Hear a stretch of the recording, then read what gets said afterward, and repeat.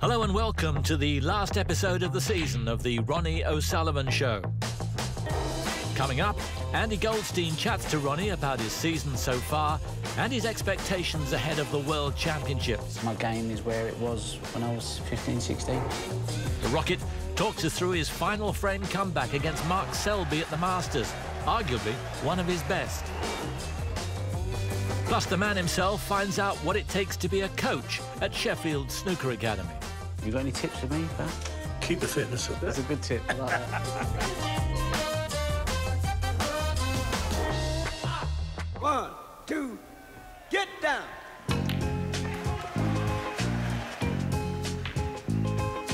Paid the cost to be the boss.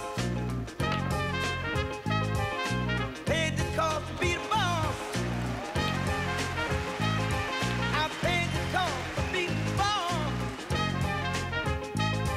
Look at me. You know what to see.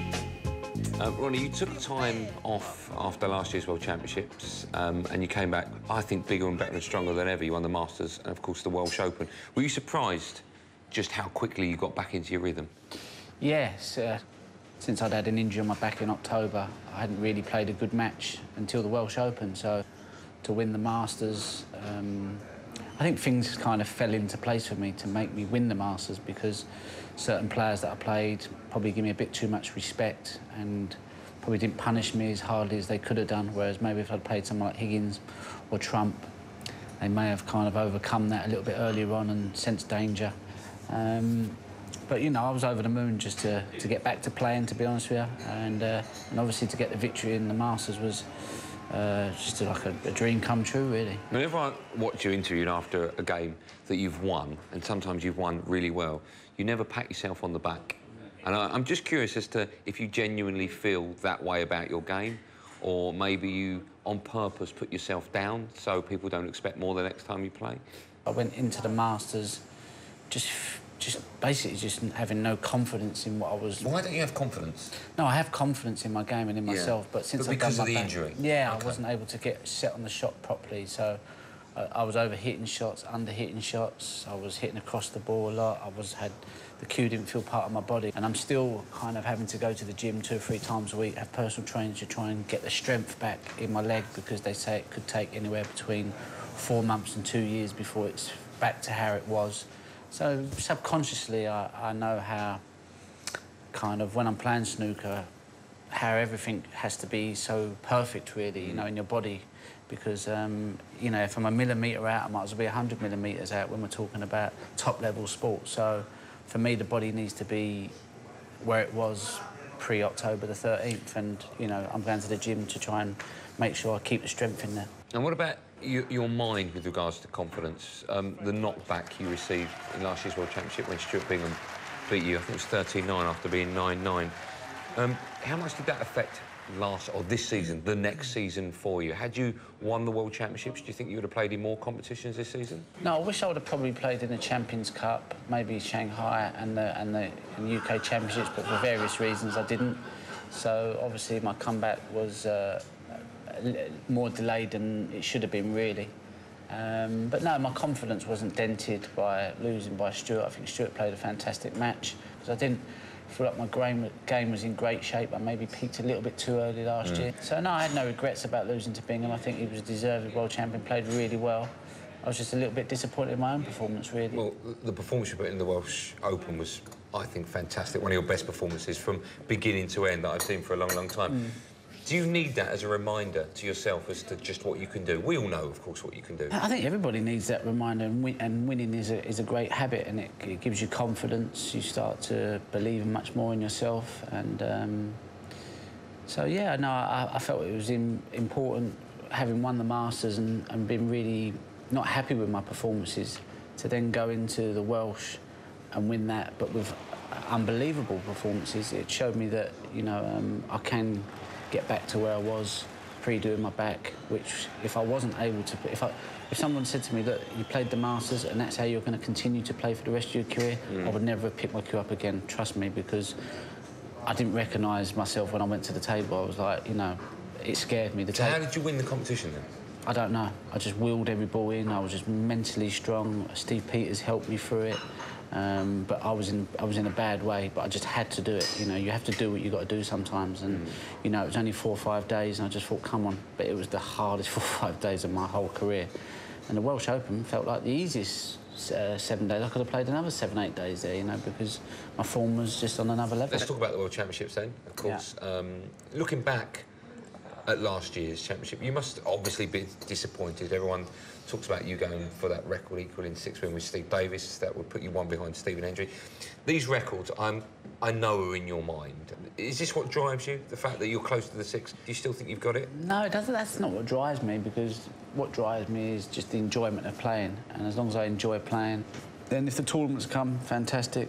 If they don't come, then, you know, I then have to evaluate whether I enjoy playing enough and not winning, you know. So I'm not sure whether it's the winning that makes the difference to me. When you got that record equaling 6 win in the Masters, so your name was alongside Hendry's, how did you feel? No, I didn't feel no different between that one and the one when I beat Selby in the final at Ali Pali. To be fair, I actually felt better when I beat Selby in the final, because I felt like I played one of my best performances. So although I've equalled it at the 6 Masters, I didn't feel good about it because my performances wasn't great, but I'm much better at kind of being less harsh on myself and saying, well, at least I won the tournament not feeling good, you know, and that's what Steve Peters has helped me do.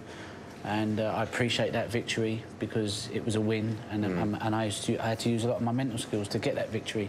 I have to look at that as a great leap forward in my career, because everyone knows, and I know, that I've had the ability, but sometimes it's been the application and the mental skill that has let me down. And I'm a much more all-round package now than I was before, so I'm happy for that.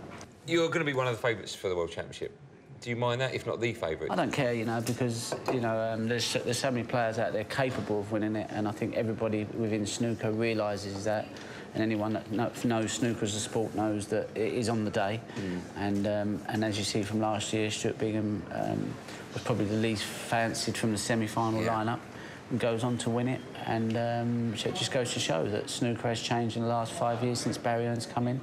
A lot of players that were outside the top 16, top 32, they didn't believe they could win before. Now they believe they belong there because they're playing the top players regular, and they're hard and match players. So now they go to the Crucible, and it's like they're playing down their local snooker club. So, you know, it's there's so much can go on there. But, you know, if I get it right and I play 75–8% of my game, then I'll be a match for anybody.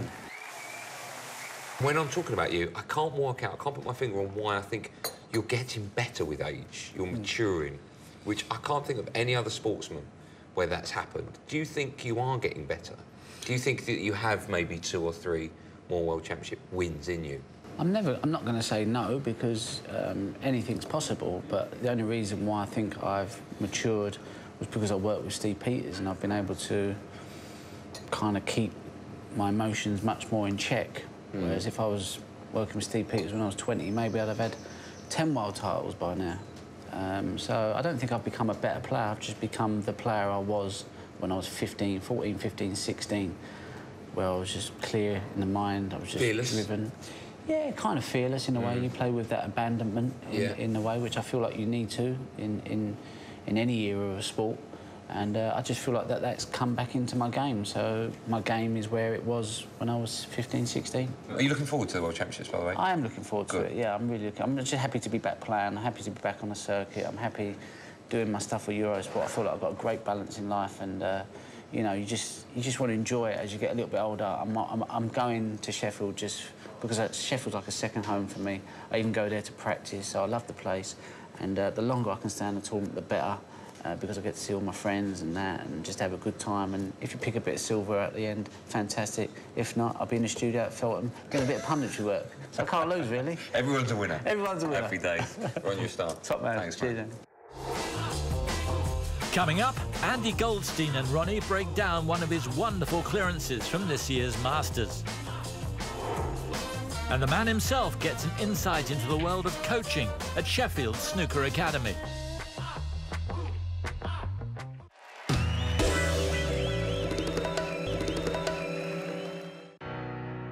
Welcome back to the Ronnie O'Sullivan Show.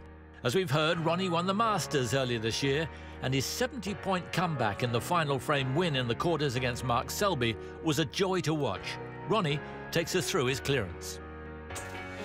Now, of course, in the Ronnie O'Sullivan Show, quite often you and I have talked through some of your great breaks from years gone by, and this season we've had quite a few to choose from. You knocked in quite a few ton 40s in the Welsh Open. Yeah. But I want to get your view on a great frame of snooker from the last day at the Masters. You're 70 points behind, and I want to get your view on all the shots in the break, which of course you went on to win the frame, and more importantly, the match. Do you like these frames as a player? Do you like coming to the table thinking, oh, I have nothing to lose here, because there's no expectation on you at all? Yeah, absolutely. You know, I'm 70 behind, the Reds are not in a favourable position, and I'm playing Mark Selby. The chances of me winning the safety duel with Selby from 70 behind, highly unlikely. So in my mind, I thought I need to try and win this in one visit if I get the opportunity. But obviously the balls were not looking favourable, so I had to make it in a way. Really important for Mark Selby, not just to get a good white, but to get a good safety as well. Yeah, he's played on the thin side there. He's obviously not wanting to kiss the black or going off or leave me a shot. But now he's kind of left me this long red. It's not one that you really want to go for. If it was if it was pretty even Stevens, you'd probably refuse this. I've hit this sweet. Yeah, plumb on that red as well. This red here, I played terrible. This was one of those shots where I just wasn't able to feel my shots all through the week. I've made it difficult. Again? Again. That's why it's such a horrible tournament for me. So now, I could have chose to go around the table, get near the red, but I thought... So I just thought, no, I'll take this one. Just try and get a solid strike on this red. Yeah. And then see if I can leave myself in this area. I only want a shot at these colours now. I didn't really fancy this pink, to be honest with you, because it was a delicate touch fill shot, and like I said, didn't feel like my touch was that great. Do you mind middle buckets? Do you mind them? No, I think if you strike it well, they usually go in the middle of the hole. But this one here was just needed to get the black on the spot if I could, because of this red here. And I'm thinking black on the spot is easier to get on that red. So you are thinking there, you're thinking 3 shots in front. You're thinking to pop that black, to get on the red, so you can get on the next black, to pop the last red. So it's 4 shots, effectively. Yeah, so it was important for me to try and get the black on the spot in order to get on this last red. Would you ever, I was always told, never play off a red from a red, so you'd never pop that and then with the white move this red and flick it out, which I think you'd hold for the black. Would that ever cross your mind? The only reason why you wouldn't play it here was because I need the clearance, and if I pop this red, get this red out, my white's near the cushion, then I've got a difficult black to get on the red. So the idea is behind that. So here I've got perfect on the black. And you're never ever thinking about coming round the red, it's always... No, it's too dangerous. That's too dangerous. But obviously, the fact that you can put the cue in the other hand now... Yeah, well, I mean, I could have done, but, I mean, you don't want to be playing this with your other hand because this is not an easy shot. But, you know, it's one of them I had to go for, and I had to kind of commit to it because this is virtually frame and match ball, really. Yeah. I didn't actually feel that much pressure here because I thought that I wasn't expected to clear up. I wasn't playing great. I didn't expect to win the tournament the way I was playing. So I kind of just going through the motions, really. I was just trying to take one ball at a time. I want to ask you about this black because it's a fantastic shot to get on that yellow. Yeah.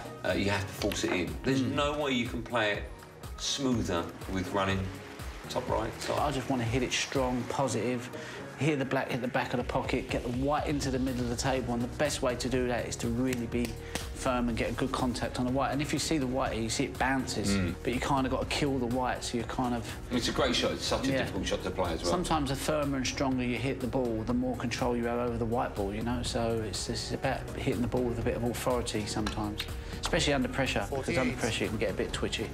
I think at this point now, if I don't clear up, I'll be really disappointed. So I think this is why I played the wrong shot on the green, when really I played the chicken shot, where the bottle shot really, which is just to screw it over it. If I hit it really good, then I'll be on the brown, but I just didn't quite hit it great, so I've then left myself a difficult brown. But that's what happens. It was an awful shot. Yeah, it was a very bad shot. But I rescued it pretty well. But it's loose, isn't it? That's what it is. You've lost control of it. Yeah, it's loose, you know. Instead of being here, I'm here. So now I have to go all around the table. And I'm not thinking about getting on the blue. I'm just thinking get close to the blue. I don't care where I land on the table, as long as I'm within that far of the blue. So that's what you're playing together? So if I'm near the blue, I can manipulate the white a lot easier. So you're thinking about not necessarily an easier shot on the blue next, you're thinking about an easy way to get on the pink from the blue. Yeah, well, I just want to make the game. If I could pot like Neil Robertson and Judd Trump, then I'd probably leave my white here and have no problem with it. I'm using my advantage, which is my knowledge of the table and the angles, and I go, that's a billiard shot to me. That's just like a pot in there, cannon that there, cannon that there, and that takes me towards the pink. So, someone like Selby would have probably played this shot. Steve Davis would have probably played this shot. Okay. Someone like Hendry would probably put it in the corner. Okay. And this shot here, I mean, it's got so many elements can go wrong. Yeah, this is probably the best shot I hit all match. I kind of, as soon as I hit it, I was like, oh, that felt good. And it went right into the wide part of the pocket, bang, right in the middle. Shot. Oh, just something like straight on the black. And I thought, I can't miss this black now. I mean... In it goes. Yeah. Nice feeling. Yeah, great feeling, yeah. You always like beating Mark Selby, don't you? Listen, he's world #1. He's a tough competitor, and any victory against Mark Selby, you know you've earned it.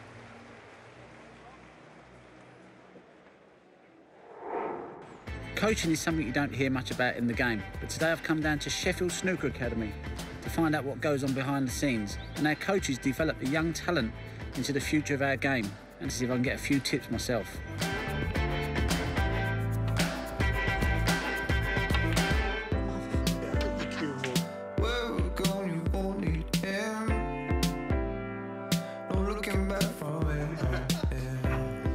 Hi Barry, thanks for joining us here on Eurosport. We've come along to Sheffield Academy today to try and find out what makes a coach and a good coach.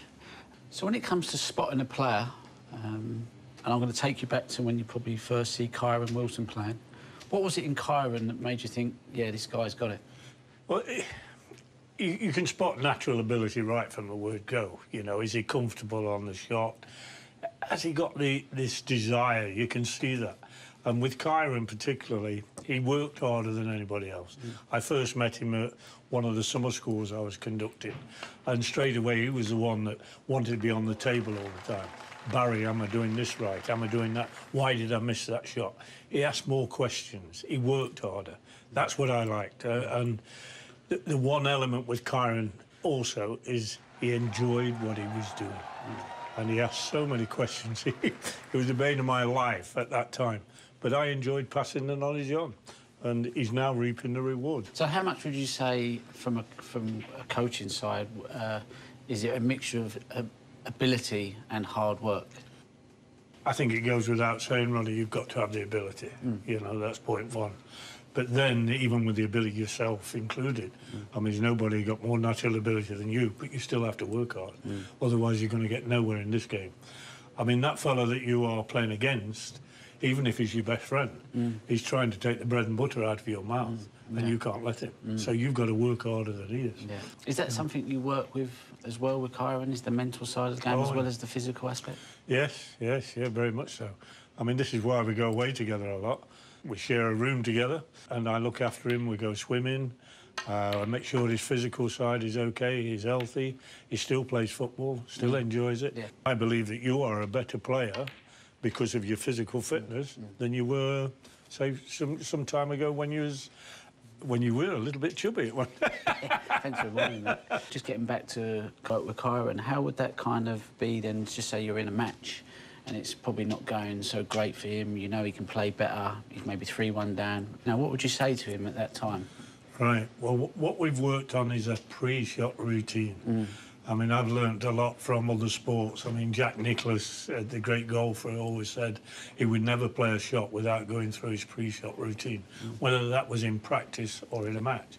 I'm the same with Kyron. We concentrate on that. And looking after the mental side, you know, if you, in practice, point that cue, do what you always do, and invariably the ball goes in, why shouldn't you be mentally strong? That's true. You know, so that's where we work. So you believe the two work together. You build the confidence, you build the game, the mental side then falls into it as well. It's kind of like, a catch-22 situation. Ronnie, you've hit the nail on the head. That's exactly what I mean. And how much pleasure do you get from seeing a player come through, making them little improvements? And Ronnie, I love it, honestly. I've been working with Kyron since he was about 13, maybe 14. I have had the privilege of watching the progression from each step up the ladder, and I thoroughly, and I mean thoroughly, enjoy it. Do you think coaching has changed as well as the game? Certainly, in the old days with the heavy ball and the heavy cloth, you had to thump the ball a little bit. Now it's more about stroking the ball. If I hear a beginner and those two balls collide, I hear a clunk. Yeah. You know, if I hear a good player, I don't hear a clunk. I hear a click. And then when you're playing, particularly, I don't know whether it's these things, Ronnie, or what, my hearing aids, but I don't even hear a click. I hear click, and I go, Ronnie's in here somewhere. That's what I'm trying to find with Kyron, that sweetness of contact. And I think that's where the game has changed quite significantly, yeah. Have you got any tips for me, Val? I will say one thing, yeah? Yeah. Keep the fitness up. Keep the fitness up, OK. That's a good tip. I like that. Well, you're a PE teacher, so I wouldn't have expected anything less. Barry, it's been great to talk to you today. I want to wish you the best of luck with Kyron in his career. We'll see you around, yeah? Lovely. Thanks, Ronnie. Cheers, Lovely. mate. Thank you.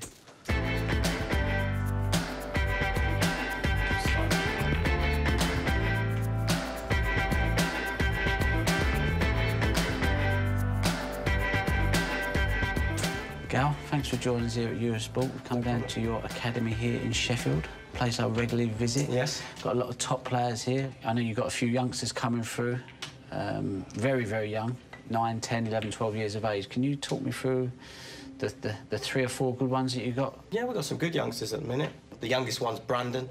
He's 9 years old. Good technique, you know.